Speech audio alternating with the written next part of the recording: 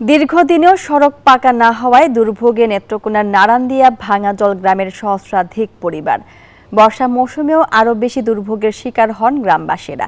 তবে বরাদ্দ পেলেই সড়কের কাজ শুরু হবে বলে জানান সংশ্লিষ্টরা। সোহান আহমেদ কাকুনের তথ্যচিত্রে ডেস্ক রিপোর্ট।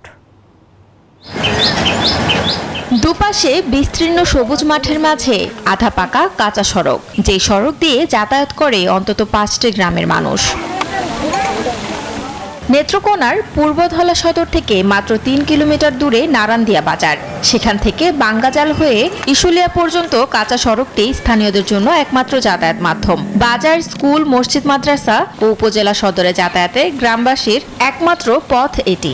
কিন্তু সড়কটি সম্পূর্ণ কাঁচা হওয়ায় সামান্য বৃষ্টিতে সৃষ্টি হয় কাদা।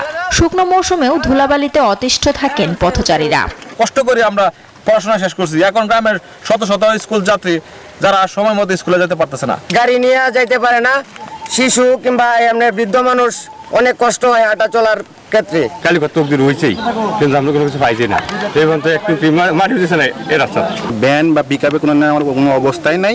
চাঙ্গি করে মানে 2025 সালে আদিম যুগের মানুষের মতো চাঙ্গি করে আপনার রুগী নিতে হয় 2 কিলোমিটার পথ। সড়কটি সংস্কার না হওয়ায় ধান ও সবজি বাজার যাতে সৃষ্টি হচ্ছে প্রতিবন্ধকতা।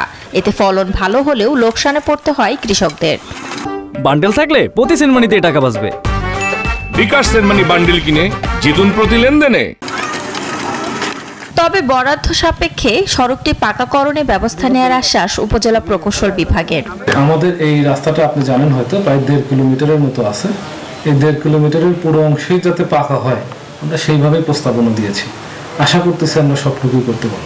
সড়কটি পাকাকরণে যথাযথ পদক্ষেপ নেবে কর্তৃপক্ষ, এমনটাই প্রত্যাশা গ্রামবাসীর। Desk report, news 24।